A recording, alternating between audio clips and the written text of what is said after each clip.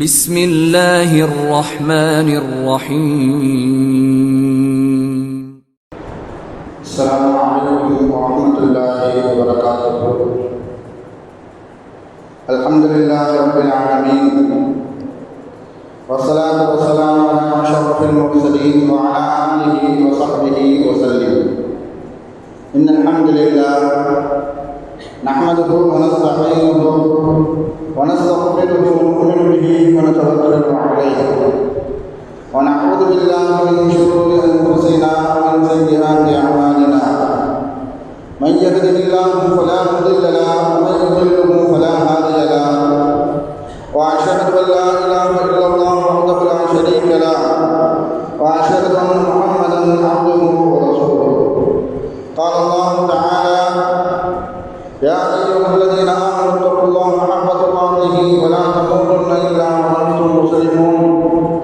وقال تعالى أيضا: يا أيها الناس اتقوا ربكم الذي خلقكم من نفس واحدة وخلق منها زوجها وبث منهما رجالا كثيرا ونساء، واتقوا الله الذي تساءلون به والأرحام إن الله كان عليكم رقيبا. وقال تعالى أيضا: يا أيها الذين آمنوا اتقوا الله وقولوا قولا سديدا يصلح لكم أعمالكم ويغفر لكم ذنوبكم، ومن يطع الله ورسوله فقد فاز فوزا عظيما. صدق الله العلي العظيم.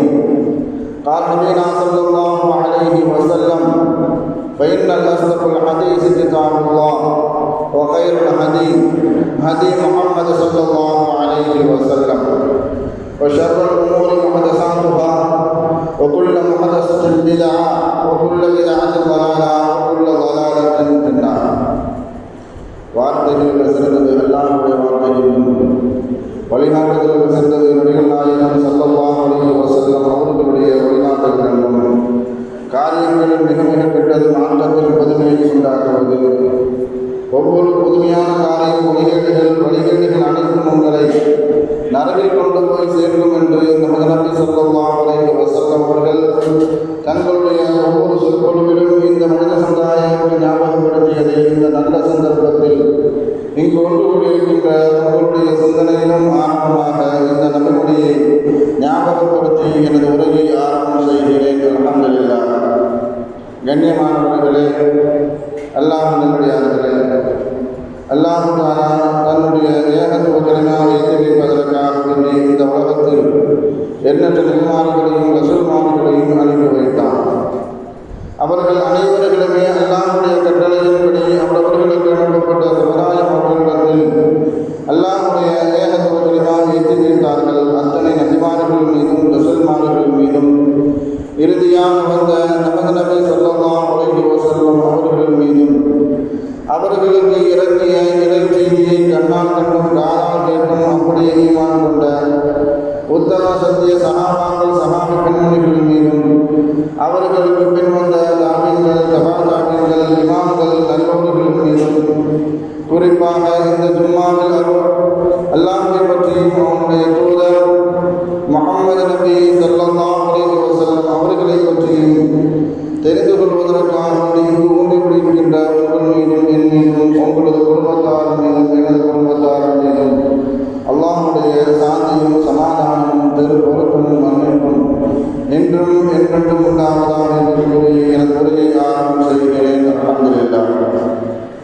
கண்ணியமானவர்களே, அல்லாஹ்வுடைய அல்லாஹ்வுடைய மகத்தான கிருபையினால் நாம் எல்லாம் ரமலானை நெருங்கிக் கொண்டிருக்கின்றோம். அல்லாஹ் தஆலா அந்த ரமலானுடைய மாதத்தை அடைய செய்து அதில் என்ன அமல்கள் எல்லாம் சிறப்பு வாய்ந்ததாக இருக்கிறதோ அதையெல்லாம் செய்யக்கூடிய தௌஃபீகை அல்லாஹ் தஆலா நம் அனைவர்களுக்கும் தந்தருள் புரிவானாக. கண்ணியமானவர்களே, அல்லாஹ்வுடைய வழியாளர்களே, நாமெல்லாம் ஷாபான் மாதத்தினுடைய 2வது ஜும்மாவில் வீற்றிருக்கிறோம். இந்த மாதத்தினுடைய சிறப்பை நம்முடைய நன்மை தீமை ஏடுகள் எல்லாம் இடத்தில் எடுத்து காட்டப்படும். இதன் காரணத்தினால்தான் நபி ஸல்லல்லாஹு அலைஹி வஸல்லம் அவர்கள் இந்த மாதத்தில் அதிகமான நோன்பு நோப்பார்கள். அதிகமான நற்காரியத்தில் ஈடுபடுவார்கள். மாத்திரமல்ல, சகாபாக்களையும் சமூக மக்களையும் நல்ல காரியத்தின் பக்கம் ஈடுபடுவதற்கு ஆர்வமூட்டுவார்கள். காரணம், அல்லாஹ்விடத்தில் நம்முடைய நன்மை தீமை ஏடுகள் எடுத்து காட்டப்படும் பொழுது நாம் நன்மையான காரியத்தில் ஈடுபட்டு இருக்கிற சமயத்தில் நம்முடைய ஏடுகள் அல்லாஹ்விடத்தில் எடுத்து காட்டப்பட வேண்டும் என்ற நோக்கத்திற்காக நபி ஸல்லல்லாஹு அலைஹி வஸல்லம் அவர்கள் அதிகமான நற்காரியத்தை செய்ய சொல்லி மக்களுக்கு ஏவுவார்கள். இந்த உலகத்தில் வாழக்கூடிய ஒவ்வொரு மனிதர்களுக்கும் ஒவ்வொரு விதமான ஆசைகள் உண்டு, சில விதமான லட்சியங்கள் உண்டு. சில நேரம் அந்த ஆசைகள் நிராசையாக கூட ஆகலாம், சில நேரம் அந்த ஆசைகள் நிறைவேற்றப்படலாம். அதே போன்று மரணித்தவர்களுக்கும் சில ஆசைகள் உண்டு, சில கைசேதங்கள் உண்டு. மரணித்தவர்கள் இந்த ஆசைப்படுவார்களோ அதையெல்லாம் நிறைவேற்றப்படுமா என்று வாழ்ந்தால் குர்ஆனும் ஹதீஸும் தெல்ல தெளிவாக நமக்கு உணர்த்தக்கூடிய பாடம், நிச்சயமாக அவர்களுடைய ஆசைகள் மரணத்திற்கு பின்னால் நிறைவேற்றப்பட மாட்டாது என்பதாகத்தான் குர்ஆனும் ஹதீஸும் நமக்கு உணர்த்தி காட்டும். மரணித்தவர்கள், மூத்தானவர்கள் எதை ஆசைப்படுவார்கள், எதை பற்றி அவர்கள் கை செய்யப்படுவார்கள் என்பதை பற்றியெல்லாம் இந்த ஜும்மாவின் பயானின் ஓட்டத்தில் தொடர்ச்சியில் நாம் தெரிந்து கொள்ள கடமைப்பட்டு இருக்கின்றோம். இந்த உலகத்தில் வாழக்கூடிய ஒவ்வொரு மனிதர்களுக்கும் மனிதர்களை பொறுத்தும் அவர்களுடைய ஆசைகள் வித்தியாசப்படும். ஏழைகளாக இருக்கவர்கள் செல்வந்தவர்களாக ஆசைப்படுவார்கள், செல்வந்தவர்களாக இருக்கக்கூடியவர்கள் இன்னும் செல்வத்தை சேர்ப்பதற்கு ஆசைப்படுவார்கள், செல்வத்தை சேர்த்தவர்கள் எல்லாம் அதை பாதுகாப்பதற்கு அவர்கள் ஆசைப்படுவார்கள். திருமணம் ஆகாதவர்கள் திருமணம் ஆகுவதற்கும், திருமணம் ஆனவர்கள் குழந்தை பெற்றெடுப்பதற்கும் ஆசைப்படுவார்கள். படிப்பில்லாதவர்கள் படிப்பதற்கும், படித்துக் கொண்டு இருப்பவர்கள் மேல் படிப்பதற்காக வேண்டியும், மேல் படிப்பை உயர்மட்ட படிப்புகளை படித்தவர்களுக்கெல்லாம் அதற்குண்டான வேலைகள் நமக்கு கிடைக்க வேண்டுமே என்ற ஆசைகள் இருப்பார்கள். இப்படி உலகத்தில் வாழக்கூடிய ஒவ்வொரு மனிதர்களுடைய ஆசையும் மனிதர்களுக்கு தக்கவாறு வித்தியாசப்பட்டு கொண்டே இருக்கும். ஆனால் எல்லா மனிதர்களுக்கும் ஆசை உண்டு. நபி ஸல்லல்லாஹு அலைஹி வஸல்லம் அவர்கள் சொல்லி காட்டுவார்கள், உலகத்தில் 2 லட்சியவாதிகள் இருக்கிறார்கள், 2 தேடல் உடையவர்கள் இருக்கிறார்கள் என்பதாக ஸல்லல்லாஹு அலைஹி வஸல்லம் அவர்கள் சொல்லி காட்டுவார்கள். முதல் தேடல் உடையவர்கள் கல்வியை தேடக்கூடியவர்களாக இருப்பார்கள். தாலிபுல் இல்ம், அவர்களுடைய கல்வியினுடைய தேட்டம் இன்னும் நாம் கற்றுக்கொள்ள வேண்டும், இன்னும் தெரிந்து கொண்டே இருக்க வேண்டும் என்பதாக கல்வியை தேடிக்கொண்டே இருப்பார்கள். அது நல்ல தேடல் என்பதாக. இன்னும் ஒரு தேடல் உடையவர்கள் இருக்கிறார்கள், ஆசை உள்ளவர்கள் இருக்கிறார்கள், பசி உள்ளவர்கள் இருக்கிறார்கள். தாலிபுல் துன்யா, உலகத்தை தேடக்கூடியவர்கள். உலகம் உலகம் உலகம் உலக ஆசை, உலக ஆசை என்பதாக உலகத்தின் பின்னாடியே சென்று கொண்டிருப்பார்கள். அவர்களுடைய ஆசை, அவர்களுடைய ஆசைக்கு எப்பொழுது முற்றுப்புள்ளி வைக்கப்படும் என்பதாக ஸல்லல்லாஹு அலைஹி வஸல்லம் அவர்கள் சொல்லி காட்டும் பொழுது, அவர்களை கபருக்குள்ளில் வைத்து மண்ணை போடும் பொழுதுதான் அவர்களுடைய ஆசைகளுக்கு முற்றுப்புள்ளி வைக்கப்படும். அபூ தர்தா என்று சொல்லக்கூடிய ஒரு நபித்தோழர், நபி ஸல்லல்லாஹு அலைஹி வஸல்லம் அவர்கள் இவர்களை அறிமுகப்படுத்தும் பொழுது, அடையாளப்படுத்தும் பொழுது, என் உம்மத்தின் ஈசா நபி என்பதாக சொல்லி காட்டினார்கள்.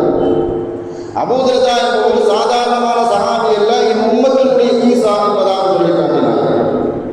அதற்கு சொல்லப்பட்டதற்கு மிகப்பெரிய ஒரு காரணம், ஒரு துறவி இந்த வாழ்க்கையை வாழ்வார்களோ அதே வாழ்க்கையை அபூ தர்தா ரலியல்லாஹு அன்ஹு அவர்கள் உலகத்தினுடைய பற்றற்ற நிலையில் வாழ்ந்து கொண்டிருந்தார்கள். திமிஷ்கில் இருக்கும் பொழுது அந்த திமிஷ்கு வாசிகள், அந்த திமிஷ்கில் வாழக்கூடிய மக்கள் எல்லாம் உலக ஆசையில் மூழ்கி கொண்டிருக்கக்கூடிய சமயத்தில் அந்த மக்களை அழைத்து உபதேசம் செய்வார்களாம். திமிஷ்கு வாசிகளே, திமிஷ்கு மக்களே என்பதாக அவர்களை அழைத்து அபூ தர்தா ரலியல்லாஹு அன்ஹு அவர்கள் இப்படி உபதேசம் செய்வார்களாம், நீங்கள் சாப்பிடாததை எல்லாம் நீங்கள் சம்பாதித்துக் கொண்டு இருக்கிறீர்கள், நீங்கள் வசிக்காத ஒன்றை நீங்கள் கட்டிக்கொண்டு இருக்கிறீர்கள் என்பதாக. ஸல்லல்லாஹு அலைஹி வஸல்லம் அவர்கள் சொன்ன அடிப்படையில் இந்த ஒவ்வொருத்தருடைய வயது 60 to 70, அதற்கு மேல வாழ்ந்தான்னு சொன்னாலே அந்த மனிதருக்கு அவர்களுடைய வயது போனஸ் மாதிரி. அல்லாஹ் கொடுத்த நிஅமத். என்னுடைய உம்மத்திற்கு 60 to 70 வயது வரைக்கும் தான் அவர்களுடைய ஆயுள் காலம் என்பதாக ஸல்லல்லாஹு அலைஹி வஸல்லம் அவர்கள் சொல்லி இருக்க, நமக்காக வேண்டி, நம்முடைய குழந்தைகளுக்காக வேண்டி, நம்முடைய பேரப்பிள்ளைகளுக்காக வேண்டி, அவர்களுடைய பேரப்பிள்ளைகளுக்காக வேண்டி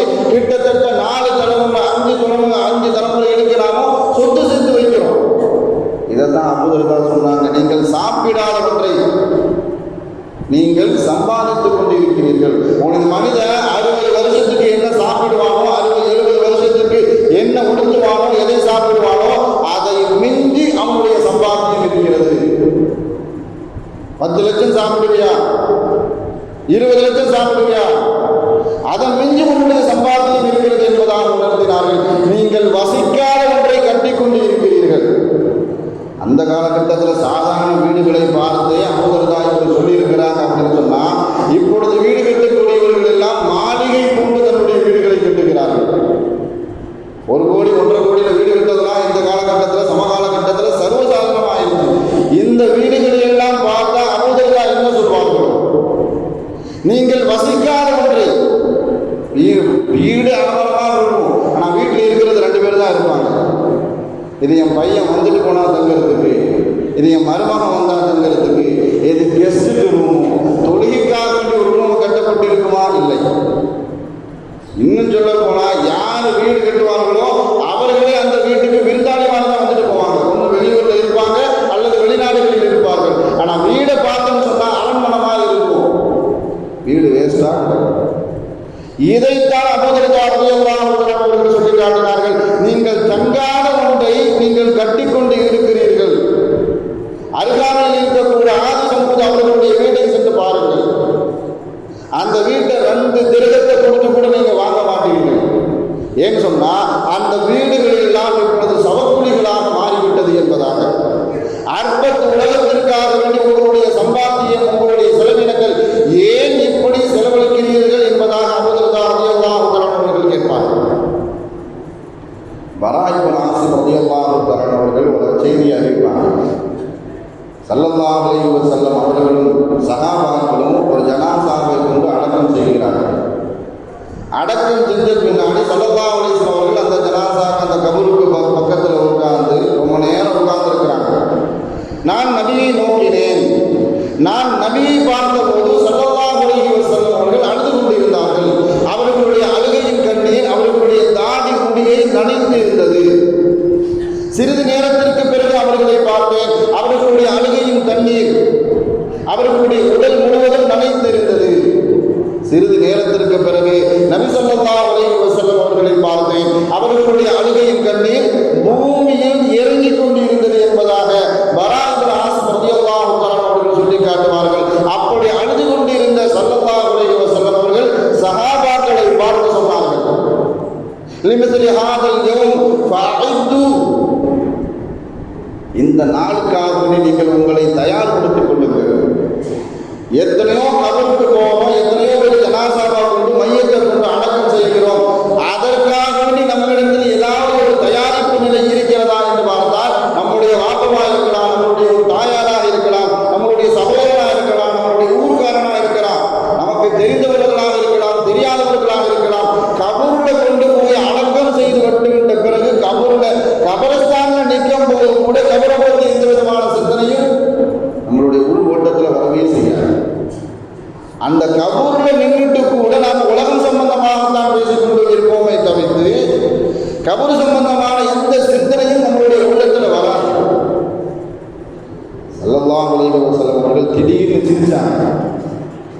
பேசிட்டு இருக்கும்போது நாம சிரிச்சுன்னு சொன்னா நம்மளை வேற மாதிரி பேசுவோம். ஆனால் ஸல்லல்லாஹு அலைஹி வஸல்லம் அவர்களுக்கு எப்பொழுதுமே மறுமையோடு தொடர்பு இருந்து கொண்டே இருக்கும். ஸல்லல்லாஹு அலைஹி வஸல்லம் அவர்களுக்கு திடீரென்று வகை வரும். திடீர்னு அவர்களுக்கு சொர்க்கம் காட்டப்படும், நரகம் காட்டப்படும். சொர்க்கத்தினுடைய காட்சிகள் எல்லாம் அவர்களுக்கு கண்முன்னே காட்டப்படும். ஒரு தடவை ஸல்லல்லாஹு அலைஹி வஸல்லம் அவர்கள் இமாமத்து செய்து கொண்டிருக்கும் பொழுது கொஞ்ச நேரம் முன்னாடி போனாங்க. அதுக்கப்புறம் பின்னாடி வந்தாங்க.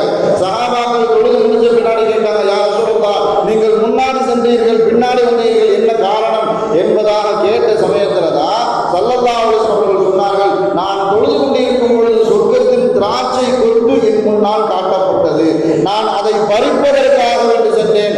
அடுத்த நிமிடம் நரகம் காட்டப்பட்டு நான் பின்னாடி வந்துட்டேன்னு சொன்னாங்க. இப்படி ஸல்லல்லாஹு அலைஹி வஸல்லம் அவர்கள் மறுமை காட்சிகள், நரகத்தினுடைய காட்சிகள் அவர்களுக்கு அப்பொழுது அப்பப்போ காட்டப்படும். திடீர்னு சிரித்து ஸல்லல்லாஹு அலைஹி வஸல்லம் அவர்கள் காரணத்தை கூறினார்கள். மறுமையில் அல்லாஹ் தஆலா ஒவ்வொரு மனிதர்களிடத்திலும் தனித்தனியே அல்லாஹ் தஆலா விசாரிப்பான். விசாரணை செய்யும் பொழுது அந்த மனிதர்களுக்கும் அல்லாஹ்வுக்கும் மத்தியில எந்த மொழிபெயர்ப்பாளர்களும் இருக்க மாட்டார்கள். அல்லாஹ் சாதாரணமா விசாரிச்சு அந்த மனுஷனை அனுப்பிட்டான்னு சொன்னா அந்த மனிதர் வெற்றி பெற்று விட்டார்.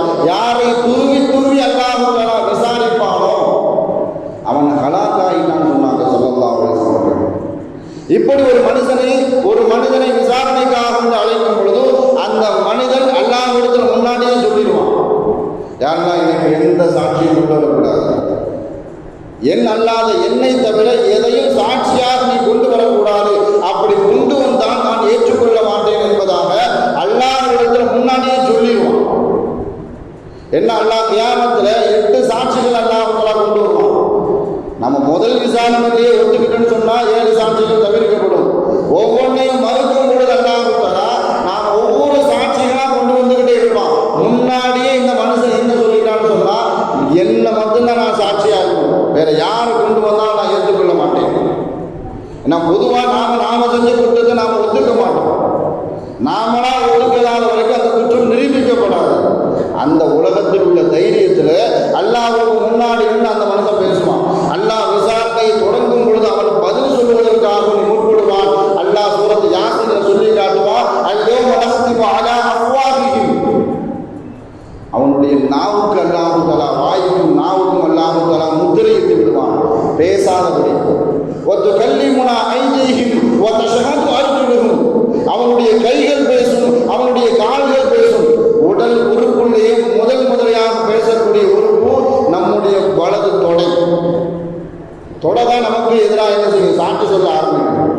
விசாரணை முடிஞ்சதுக்கு அப்புறம் அந்த மனிதன் அல்லாஹ் தஆலா தனியாக போக சொல்லிடுவான்.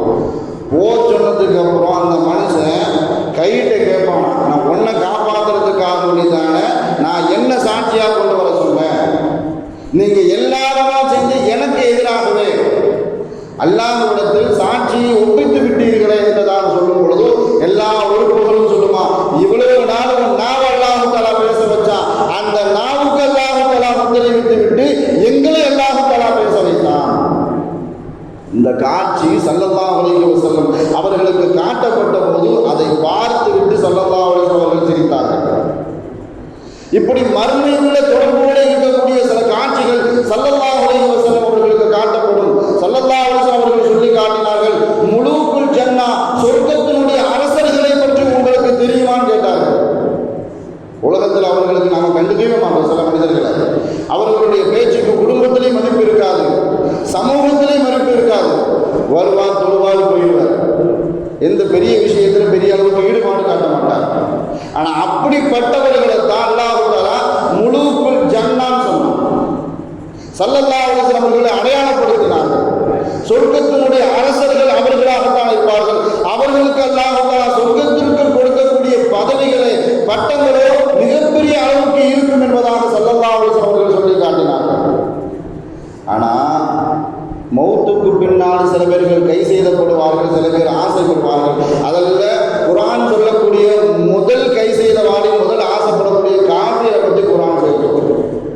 யாரெல்லாம் உலகத்தில் வாழ்ம்பொழுது அல்லாஹ்வுடைய அத்தாட்சிகளை, அல்லாஹ்வுடைய ஆயத்துகளை மறுத்து வாழ்ந்தார்களோ, இறைமறுப்பு கொள்கையில் யார் வாழ்ந்து கொண்டிருந்தார்களோ அவர்களுடைய கை செய்ததை பற்றி, அவர்கள் ஆசைப்படக்கூடிய விஷயத்தை பற்றி குர்ஆன் தெளிவாக பேசும். அவர்களுடைய சக்கராத்துடைய நேரத்தில் அவர்கள் என்ன சொல்லி காட்டுவார்கள், அல்லாஹ்வுடைய விசாரணை மன்றத்தில் நிற்கும் போது அவர்கள் என்ன பேசுவார்கள், நரகத்தில் அவர்கள் வேதனை செய்யப்படும் பொழுது என்ன சொல்வார்கள். அவர்கள் அல்லாஹ்விடத்தில் பேசக்கூடியதெல்லாம், யா அல்லாஹ் எங்களை திரும்பி அனுப்பு, ரப்பிர்ஜிஊன், யா அல்லாஹ் எங்களை திரும்பி அனுப்பிவிடு, நாங்கள் ஈமான் கொள்கிறோம், நல்ல அமல்கள் செய்துவிட்டு உன்னிடத்தில் திரும்பி வருகிறோம். அல்லாஹ் அழகா சொல்லி காட்டுவான், இந்தஹா கலிமத்துன் ஹுவ காயிலுஹா, இது எல்லாமே வெத்து பேச்சு தான், நடைமுறைக்கு சாத்தியம் கிடையாது.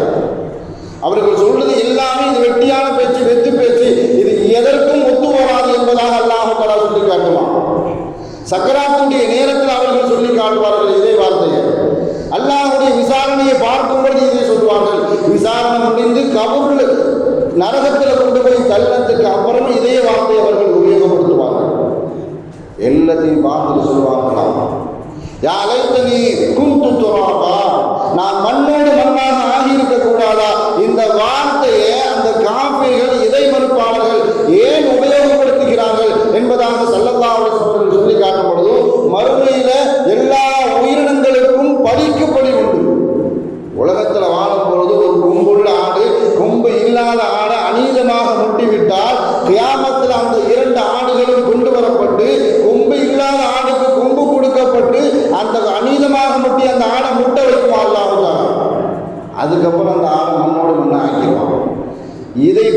விட்டு தான் காபிர்கள் சொல்லி காட்டுவார்களாம், யா லைத்தனி குந்து துராபா, நான் மண்ணோடு மண்ணாக ஆகியிருக்க கூடாதா, எனக்கு இந்த விசாரணை இல்லாமல் போயிருக்குமே, நரகம் கிடைக்காமல் போயிருக்குமே என்பதாக அந்த காபிர்கள் எல்லாம் கை செய்யப்படுவார்கள் என்பதாக ஸல்லல்லாஹு அலைஹி வஸல்லம் அவர்கள் சொல்லி காட்டுவார்கள்.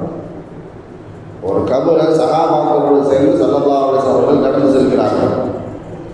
கடந்து செல்லக்கூடிய நேரத்தில் சஹாபாக்களிடத்தில் ஸல்லல்லாஹு அலைஹி வஸல்லம் அவர்கள் கேள்வி கேட்கிறார்கள். இந்த கபூரில் இருக்கக்கூடிய மனிதனை எழுப்பி உன் ஆசை என்னன்னு கேட்டால் என்ன சொல்லுவான்னு தெரியுமா? சஹாபாக்களை பார்த்து கேட்குறாங்க. இந்த கபூரில் அடக்கப்பட்டு இருக்கக்கூடிய இந்த கபூர்வாசியை எழுப்பி உனக்கு ஏதாவது ஆசை உண்டா, உனக்கு ஏதாவது நிறைவேற்றக்கூடிய ஆசை உண்டா என்பதாக கேட்டால் அந்த கபூர்வாசி என்ன சொல்லுவான் தெரியுமா?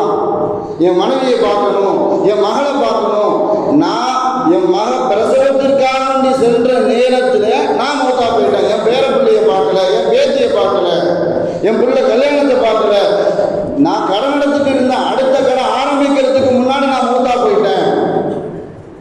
இதையெல்லாம் சொல்வார்களா? என்னுடைய செல்வத்தை பார்க்கணும், என்னுடைய வியாபாரத்தை பார்க்க வேண்டும் என்பதாக எதையும் சொல்ல மாட்டார்கள். அவர்கள் சொல்லக்கூடிய ஒரே ஒரு வார்த்தை, 2 ரக்காத் தொழுகிறதுக்கு எனக்கு அவகாசம் வேண்டும். அந்த 2 ரக்காத் தொழுகிறதுக்கு அல்லாஹ் தஆலா எனக்கு அவகாசம் தந்தால் நான் தொழுதுவிட்டு மறுபடியும் கபருக்கு சென்று விடுவேன். நான் உலகத்தில் இருக்கும் பொழுதும் அந்த 2 ரக்காத் தொழாமத்தான் நாம் சொல்லக்கூடிய காரியம். கடையை பார்த்துக்க ஆள் இல்லைங்க, வீட்டில் என் மனைவி தனியாக இருப்பான், என் பேரன் தனியாக இருப்பான், என் பேரன் நான் ஸ்கூலில் போய் அழைக்க போகணும், நான் வேலையில் இருக்கேன், எனக்கு அவ்வளோ பெரிய பதவி இருக்குது, பொறுப்பு இருக்குது, இதையெல்லாம் யாரெல்லாம் காரணம் காட்டுவார்களோ கபூரில் இருந்து எழுப்பி அவர்களிடத்தில் கேட்டால் எதையும் சொல்ல மாட்டார்கள். யாருக்காக வேண்டி தன்னுடைய வாழ்க்கை முழுவதையும் கழித்தார்களோ, யாருக்காக வேண்டி பல தலைமுறைகளுக்கு சொத்து சேர்த்து வைத்தார்களோ அந்த சொத்தை பற்றி பேச மாட்டார்கள், அந்த பேர பிள்ளைகளை பற்றி பேச மாட்டார்கள், தன்னுடைய மனைவிமார்களை பற்றி பேச மாட்டார்கள். எனக்கு 2 ரக்காத் தொழுக, அந்த 2 ரக்காத் தொழுவதற்கு அல்லாஹ் தஆலா அனுமதி தர வேண்டும், அதற்குண்டான அவகாசம் தர வேண்டும். நம்ம எத்தனை பேர் நம் இடத்தில் கிடைத்த சாவியை தொலைத்து இருக்கிறோம்? நம்ம வண்டி சாவி கிடையாது, நம்ம வீட்டினுடைய சாவி இல்லை, நம்ம கடை சாவி இல்லை. ஸல்லல்லாஹு அலைஹி வஸல்லம் அவர்களை அவர்களுடைய கவலைக்காக வேண்டி அல்லாஹ் தஆலா ஆறுதல் கொடுத்து 5 வக்த் தொழுகை அல்லாஹ் தஆலா கொடுத்தான். இந்த உம்மத்தினுடைய பலமாக ஸல்லல்லாஹு அலைஹி வஸல்லம் அவர்கள் சொல்லி காட்டினார்கள், அஸ்ஸலாத்து மிஃப்தாஹுல் ஜன்னah, சொர்க்கத்தினுடைய சாவி உங்களுக்கு இருக்கிறது, அதுதான் தொழுகை அப்படின்னு சொன்னாங்க. அந்த தொழுகையை நாம் உலகத்தினுடைய தேடலுக்காக வேண்டி எத்தனை பேர் தொலைத்து இருக்கிறோம்? பள்ளிவாசல் பக்கத்தில் வீடு, பள்ளிவாசல் பக்கத்தில் கடை, எங்க சென்றாலும் பாம்பொழி கேட்கக்கூடிய நிலவுக்கு சூழல் இருந்தும் கூட அப்புறம் பார்த்துக்கலாம் மௌத்து வரைக்கும் 2 ரக்காத் தொழுகை எல்லாம் கபூரில் கொண்டு வருஷத்துக்கு அப்புறம் நான் 2 ரக்காத் தொழுகணும் அப்படின்னு அந்த மனிதர் ஆசை கொள்கிறார் சொன்னால் அவரை மாதிரி மிகப்பெரிய நஷ்டவாளி கிடையாது. அதைத்தான் அல்லாஹ் சொல்லி காட்டுவான், இன்னஹா கலிமத்துன் ஹுவ காயிலுஹா, எது நடக்காதோ அதை பற்றி அவன் பேசிக்கிட்டு இருக்கிறான், கண்டுக்காதீங்க. கபூருக்கு போயிட்டுன்னு சொன்னாலே அவனுடைய அத்தாட்சியை, அவனுடைய உயிரை பிரியக்கூடிய நிலை வரைக்கும் அல்லாஹ் தஆலா அவகாசம் தந்துக்கிட்டே இருப்பான். இன்னைக்கு தெரிஞ்சிருவான், நாளைக்கு தெரிஞ்சிருவான், நாளை கழிச்சு தெரிஞ்சிருவான், திடீர்னு குடிப்பான், யாராலையும் எதுவும் செய்ய முடியாது. அந்த நேரத்தில் தான் காபிர்கள் சொல்வார்கள், கால ரப்பிர்ஜிஊன், தொழுகை இல்லாதவர்கள் கபூரில் கொண்டு அடக்கணத்துக்கு அப்புறம் சொல்வார்கள், எங்களுக்கு 2 ரக்காத் தொழ வேண்டும். ஒரு இறைநேசர் தன்னுடைய மக்களுக்கு, தன்னை சார்ந்த மக்களுக்கு உபதேசம் செய்யும் பொழுது தொழுகை பற்றி, தொழுகையினுடைய சிறப்புகளை பற்றி சொல்லிக்கிட்டே இருப்பார். இப்போ மக்கள் எல்லாம் கேட்டாங்க, எப்போ பார்த்தாலும் தொழுகையை பற்றியும் சொல்லிக்கிட்டு அந்த தொழுகை மூலமாக நீங்கள் எதை அடைந்து கொண்டீர்கள்? தொழுகையில் அப்படி என்ன சிறப்பு இருக்குது அப்படின்னு அந்த இறைநேசர்கிட்ட கேட்கும்பொழுது அவர் சொன்னார், தொழுகையில் நான் பெற்றுக்கொண்டதை விட இழந்தது அதிகம் சொன்னாங்க. அப்படி நேர்மாற்றமா தொழுகையினால் நான் இந்த பலனை படைந்து கொண்டேன் அப்படின்னு சொல்றதுக்கு பதிலாக நான் தொழுகை மூலமாக அதிகமாக இழந்து இருக்கிறேன், நிறைய நஷ்டமாயிருச்சு எனக்கு அப்படின்னு சொன்னாங்க. மக்கள் எல்லாம் அப்படி ஆச்சரியமா பார்க்குறாங்க. தொழுகையினுடைய சிறப்பை பற்றி பேசக்கூடிய இந்த இறைநேசர் தொழுகையின் மூலமாக நான் அதிகம் இழந்திருக்கிறேன் என்பதாக சொல்வதற்குண்டான காரணம், நான் தொழுவது நான் பொய் பேசுவதை இழந்து விட்டேன், நான் தொழுவது நான் புறம் பேசுவதை இழந்து விட்டேன், நான் தொழுவதனால் மற்றவர்களை பற்றி குறை பேசுவதை இழந்து விட்டேன், நான் தொழுவதனால்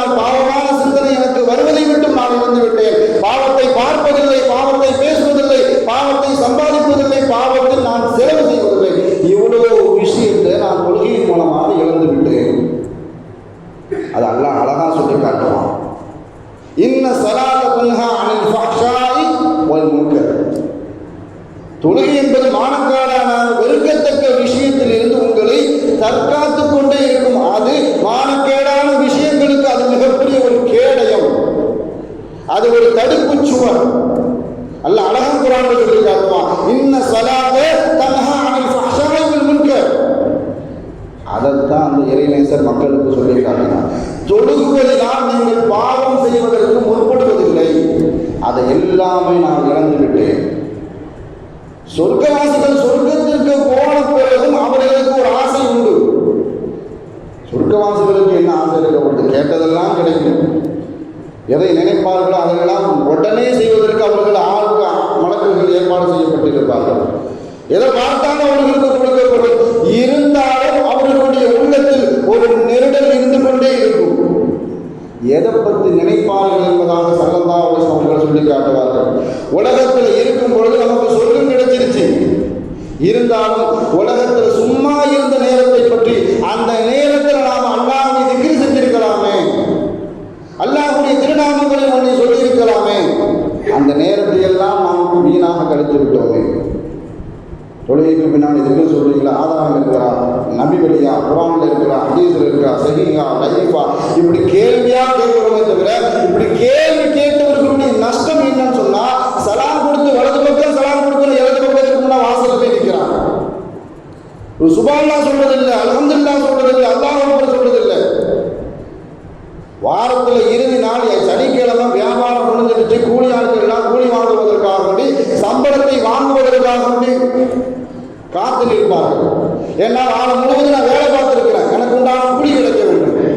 ஆனால் அல்லாஹ் கேட்கிறான், என் அடியான் என்னை தொழுதுவிட்டு அவனுக்கு எந்த தேவையும் இல்லாத மாதிரி எடுத்து செல்கிறானே, என்கிட்ட கேட்கறதுக்கு அவன்கிட்ட ஒண்ணுமே இல்லையான்னு கேட்கிறான். நாம பெரிய லட்சாதிபதி மாதிரி தான் போறோம். ஆனால் போறவன் வேற வேலைகளில் ஈடுபடுறவா இல்லை, வெளியில இருந்து வெட்டி பேச்சு. அரை மணி நேரம் ஆனாலும் 3/4 மணி நேரம் ஆனாலும் வெட்டியா உட்கார்ந்து பேசுறோமே தவிர அதில் ஒரு ரிக்து செய்வதற்கு. லைலத்துல் கத்ர் தான் நீங்க மைக்கப்பட்டு ஓதுறீங்க, மேராஜில் ரிக்து செய்யறதுக்கு உங்களுக்கு ஆதாரம் இருக்குதா? 10 நிமிஷம் மக்களை பள்ளிவாசல்ல உட்கார வைக்கிறதே இந்த காலகட்டத்தில் பெரிய சாதனை. அல்லாஹ்வுடைய நினைவை அவனுக்கு கொண்டு வர்றது மிகப்பெரிய ஒரு சாதனை. அல்லாஹ் மலக்குமார்களிடத்தில் கேட்பானா, என்னுடைய அடியார்களை எந்த நிலையில் விட்டு வந்தீர்கள்? தஹஜ்ஜுல வந்த மலக்குமார்கள், அஸரில் செல்லக்கூடிய மலக்குமார்கள் சொல்வார்களா, உன்னுடைய அடியாரை நாங்கள் திக்ர் செய்த நிலையில் விட்டு வந்தோம், சுஜூத் செய்த நிலையில் விட்டு வந்தோம், தொழுகையினுடைய நிலையில் விட்டு வந்தோம். அல்லாஹ்வுடைய நிலை என்பது நாம திக்ர் செய்யறதுக்கு பெரிய அளவுக்கு மெனக்கெடலாம் தேவையே இல்லை. சும்மா இருக்கிற போர் அடிக்கிற லா இலாஹா இல்லல்லாஹ் கலிமா சொல்லுங்க, ஒரு சுப்ஹானல்லாஹ் சொல்லுங்க. ஏன்னு சொன்னா ஸல்லல்லாஹு அலைஹி வஸல்லம் அவர்கள் சொல்லி காட்டினார்கள், குர்ஆனிலும் சொல்லப்பட்ட ஒரு விஷயம், எல்லா படைப்பினங்களுக்கும் தொழுகை உண்டு. ஒரு சஹாபி வந்து கேட்கிறாங்க, யா ரசூலல்லாஹ் எனக்கு ஒரு வசியத்து செய்யுங்க, எனக்கு ஒரு உபதேசம் செய்யுங்க. ஆளுக்கு தகுந்த மாதிரி ஸல்லல்லாஹு அலைஹி வஸல்லம் அவர்கள் எந்த விஷயத்துல பலகீனமாக இருக்கிறார்களோ அது சம்பந்தமாக அவர்களுக்கு ஸல்லல்லாஹு அலைஹி வஸல்லம் உபதேசம் செய்வார்கள். உங்களுடைய நாவை திக்ரில் நனைத்து கொண்டே இருங்கள். சும்மா இருக்கிற நேரத்தில் சவாத்து சொல்லுங்க, திக்ர் செய்யுங்க. என்ன பள்ளிவாசல்ல உட்கார்ந்து ஒரு 11 திக்ர் லா இலாஹா இல்லல்லாஹ் கலிமா சொல்றது, சும்மா உட்கார்ந்துருக்கோம் சொல்றது இல்லை. சொன்னா கௌரவம் குறைச்சி, சொன்னா என்ன செஞ்சிடும், வீணா போயிடும் உங்களுடைய நேரம். ஆனா எல்லா படைப்புகளுக்கும் ஸலாத்துல் ஹல்க் வ தஸ்பீஹுல் ஹல்க் வ பிஹா யுர்ஸகு ஹல்க், எல்லா படைப்பினங்களுக்கும் அல்லாஹ் தஆலா தொழுகை வைத்திருக்கிறான். அதுதான் சுப்ஹானல்லாஹ். எல்லா படைப்பினங்களும் தஸ்பீஹ் செய்கிறது சுப்ஹானல்லாஹ். அந்த சுப்ஹானல்லாஹை வைத்துத்தான் எல்லா படைப்பினங்களுக்கும் அல்லாஹ் தஆலா வாழ்வாதாரத்தை கொடுத்து கொண்டு இருக்கிறான். யூனுஸ் அலைஹிஸ்ஸலாம் மீனால் விழுங்கப்பட்டார்கள், குர்ஆன் சொல்லக்கூடிய வரலாறு. அல்லாஹ் அந்த வரலாறு சொல்லி காட்டும் பொழுது 2 விஷயத்தை சொல்லி காட்டுவான். திக்ர் என்பது சாதாரணமா வந்துடாது. அல்லாஹ்வுடைய நினைவு எல்லா விஷயத்திலும், வியாபாரம் செய்யும் பொழுது ஹலாலான வியாபாரம், சாப்பிடும் பொழுது ஹலாலான உணவு, நம்மளுடைய செயல்பாடுகள் ஹலாலான, இது எல்லாமே நாம தப்பு செஞ்சா அல்லாஹ் பார்ப்பான். இது அல்லாஹ்வுடைய நினைவு தான். நாம வாழும் பொழுதே சாலிகான்களுடைய கூட்டத்தில் வாழ்ந்து கொண்டு இருந்தோம்னு சொன்னா திக்ர் நமக்கு சர்வசாதாரணமா வந்துடும். ஏன்னா அல்லாஹ் தன்னுடைய நினைவை ஒரு அடியானுக்கு புகுட்டுவதே மிகப்பெரிய ஒரு விஷயம். அப்பொழுதுதான் யூனுஸ் அலைஹிஸ்ஸலாம் மீன் வயிற்றுக்குள்ள இருக்கும் பொழுது அல்லாஹ் சொல்லி காட்டுவான். அவங்க ஒரு திக்ர் ஓதுறாங்க, லா இலாஹ இல்லா அன்த சுப்ஹானக இன்னீ குன்து மினல் ஸாலிமீன். இந்த திக்ரை அவர்கள் ஓதினாங்க. அந்த திக்ரை ஓதுறதுக்கு அல்லாஹ் என்ன சொன்னான்னு சொன்னா, ஃபலவுலா, அவர்கள் மாத்திரம் அந்த திக்ரை ஓதவில்லை என்றால், இந்த கலிமாவை அந்த திக்ரை அவர்கள் ஓதாமல் இருந்திருந்தால் லலபித ஃபீ பத்னிஹி இலா யௌமி யுபஅஸூன் ஃபலவுலா அன்னஹு கான மினல் முஸப்பிஹீன். அவர்கள் அந்த திக்ரை உச்சரிக்காமல் இருந்திருந்தால் லலபித ஃபீ பத்னிஹி இலா யௌமி யுபஅஸூன், அவர்களுடைய கபர் அந்த மீனாக மாறியிருக்கும். கியாமத் நாள் வரைக்கும் அந்த மீனுடைய வயிற்றுக்குள்ளதான் இருந்திருக்க வேண்டும். திக்ரை நம்ம சர்வசாதாரணமாக நினைக்கிறோம். ஒவ்வொரு நபிமார்களுடைய வரலாறும் அவர்கள் இன்னல்பட்ட விஷயங்களும் அதன் மூலமாக அவர்கள் எதன் மூலமாக அவர்கள் வெற்றி பெற்றார்களோ அது எல்லாமே நமக்கு ஒரு படிப்பினை. கடல்ல மூழ்கிற மாதிரி உனக்கு பிரச்சனை இருக்குதா, இந்த கலிமாவை ஓது. லா இலாஹ இல்லல்லாஹ் அன்த சுப்ஹானக இன்னீ குன்து மினல் ஸாலிமீன். எதிரிகளுடைய பயம் இருக்கிறதா, ஹஸ்புனல்லாஹு வ நிஅமல் வக்கீல். நெருப்புள் நிற்கிற மாதிரி உனக்கு கஷ்டம் இருக்குதா, இந்த கலிமாவை ஓது. அதிகப்படியான நோய்கள் இருக்கிறதா, அய்யூப் அலைஹிஸ்ஸலாம் சொல்றாங்க, யா ராஹிமன இர்ஹம்னா, இந்த கலிமாவை ஓதுங்க. இது எல்லாமே இருக்கிறதா, இதை செய்வதற்கு நாம் முற்படுவதில்லை. அதனால தான் எல்லா கஷ்டமும் நாம சொல்லுவோம், எல்லா கஷ்டமும் எனக்கு தானே வர மாதிரி இருக்கு. கண்டிப்பா வரும். நீங்கள் அல்லாஹ்வுடைய திக்ர்ல இல்லைன்னு சொன்னா அந்த கஷ்டங்கள் எல்லாம் அல்லாஹ் பாதுகாக்கணும், வந்து கொண்டே இருக்கு மனசுல. அதே மாதிரிக்கு சக்கராத்துடைய நிலையில மனிதன் கஷ்டப்படக்கூடிய நிலையை பற்றி அல்லாஹ் சொல்லி காட்டுவான். உலகத்தில் பெரும் பெரும் செல்வந்தர்கள் எல்லாம் வாழ்ந்து கொண்டிருக்கிறார்கள். அவர்கள் எல்லாமே ஒரு தேவைக்காக ஒன்று நிற்கும் பொழுது சாவியை மறந்து வச்சுட்டாங்க, மனைவி வெளியே போயிட்டாங்க, வேலைக்கு கிளம்பிட்டு இருக்கிறான், அப்புறமா தானே தன்னுடைய செல்வத்தை பாதுகாப்பு நினைப்பவர்களுக்கு எல்லாமே அல்லாஹ் சொல்லுவான். சக்கராத்துடைய நிலையில அவன் புலம்பக்கூடிய விஷயத்தை பற்றி அல்லாஹ் சொல்லி காட்டுவான். லவ்லா அஹர்தனி இலா அஜலின் கரீப், அவனுடைய ரூஹ் கைப்பற்றக்கூடிய நேரத்தில் அவன் சொல்லக்கூடிய வார்த்தை, ஃபஅஸத்தக, நான் தர்மம் செஞ்சுட்டு வந்துடுறேன், என்னுடைய பொருளாதாரத்தை நான் செலவழிச்சுட்டு வந்துடுறேன், எனக்கு சின்ன அவகாசம் கொடுக்குது.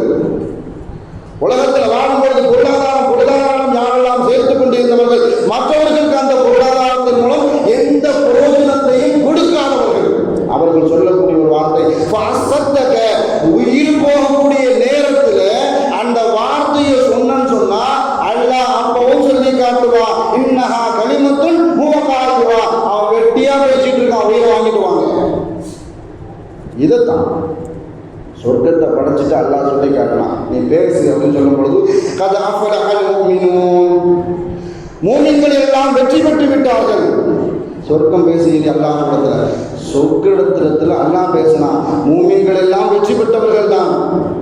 இருந்தாலும் முஸ்லிமாக இருந்தாலும் மூமினாக இருந்தாலும் கஞ்சத்தனம் யாரிடத்தில் இருக்குமோ அவனை உன்னுடைய வாடையை கூட நுகர விட மாட்டேன், சொர்க்கத்தில் நுழைய விட மாட்டேன், இல்லை வாடையை கூட நுகர விட மாட்டேன், அல்லாஹ் சொர்க்கத்தில் சொன்ன செய்யும். அதனால தான் ஸல்லல்லாஹு அலைஹி வஸல்லம் அவர்கள் ஒரு குர்ஆனுடைய வசனத்தை ஓதி காட்டுவார்கள், வமய்யூக ஷுஹ நஃப்ஸிஹி ஃபஉலாயிக ஹுமுல் முஃப்லிஹூன், யார் கஞ்சத்தனத்தை விட்டும் பாதுகாக்கப்பட்டார்களோ, பொருளாதாரம் சேர்க்கிறது பெரிய விஷயம் இல்லை, யாரெல்லாம் பொருளாதாரத்தை அடுக்கடுக்காக சொத்துக்கள் எல்லாம் சேர்த்து கொண்டு வந்து மற்றவர்களிடத்தில் கொடுக்காம குடும்பத்துக்கு கொடுக்கிறது இல்லை, சகோதரன் கஷ்டப்படுவான், சகோதரி கஷ்டப்படுவா, நோயில கஷ்டப்படுவாங்க, படிப்புக்கு தேவைக்காக வேண்டி நிற்பாங்க, யாருக்கும் எதையும் கொடுக்கிறது இல்லை, பொருளாதாரம் தான் திண்ணி நப்பியாக வாழ்ந்துவிட்டு அவர்களுக்கெல்லாம் அல்லாஹ் தஆலா சொல்றது சொர்க்கத்து வாடையை கூட நுகர முடியாது. அவர்களுக்காகவே குர்ஆன் சொல்லக்கூடிய வரலாறு, காரூனை நினைத்து பாருங்கள், பொருளாதாரம் எந்த அளவுக்கு, அவன மாதிரி கோடீஸ்வரன் யாருமே கிடையாது, அவன் சேர்த்து வைத்த பொருளாதாரம் அவனை காப்பாற்றவில்லை, அவனும் அவனுடைய பொருளாதாரம் அவனுடைய வீடு இன்ற அளவுக்கும் பூமியில் புதைந்து கொண்டு இருக்கிறது. இதைத்தான் மார்க்கம் நமக்கு வலியுறுத்தி காட்டு. நமக்கு ஒரு கஷ்டம் வருதா, அந்த கஷ்டத்திற்காக வேண்டி செலவு பண்ணுங்க, தர்மம் செய்யுங்க, அந்த கஷ்டத்திலிருந்து அல்லாஹ் தஆலா நிவர்த்தி கொடுப்பான். ஏன்னு சொன்னா சதகா என்பது உங்களுடைய கபரின் சூட்டை தணிக்கும், சதகா என்பது மறுமை நாளில் உங்களுக்கு நிழலாக வந்து நிற்கும், சதகா என்பது அல்லாஹ்வுடைய கோபத்தை தணிக்கும். அதனால தான் ஸல்லல்லாஹு அலைஹி வஸல்லம் அவர்கள் சொன்னார்கள், 6 துண்டு பேரிச்சம்பழத்தை கொடுத்தா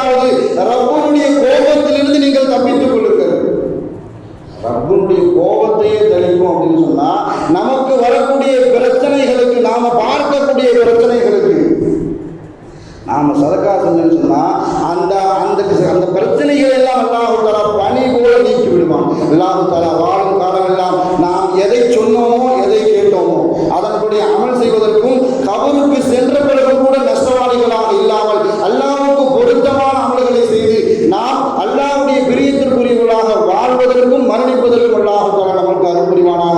வாழும் காலமெல்லாம் மருத்துவமனை கஷ்டங்கள் அதன் செலவுகள் சிரமங்கள் அனைத்தையும் விட்டும் அல்லாஹ் தஆலா நம்மை முழுமையாக பாதுகாப்பானாக. வாழும் காலமெல்லாம் நோய் நொடிகள் இல்லாமல் ஆயுளோடு மனநிறைவோடு இன்பத்தோடு அல்லாஹ்வை நின்று வணங்கி வழிபட்டு வாழும் நசீபை இல்லாமல் அல்லாஹ் உங்களுக்கும் எனக்கும் நம்மை ஈண்டெடுத்த தாய் தந்தையர்களுக்கும் நம் மனைவி மக்கள் உற்றார் உறவினருக்கும் யாவருக்கும் கொடுத்து அருள் புரிவானாக என்று கூறி வார்த்தை நிவர்த்தி செய்கிறேன். வாசதாகமாக அல்ஹம்துலில்லாஹி ரப்பில் ஆலமீன்.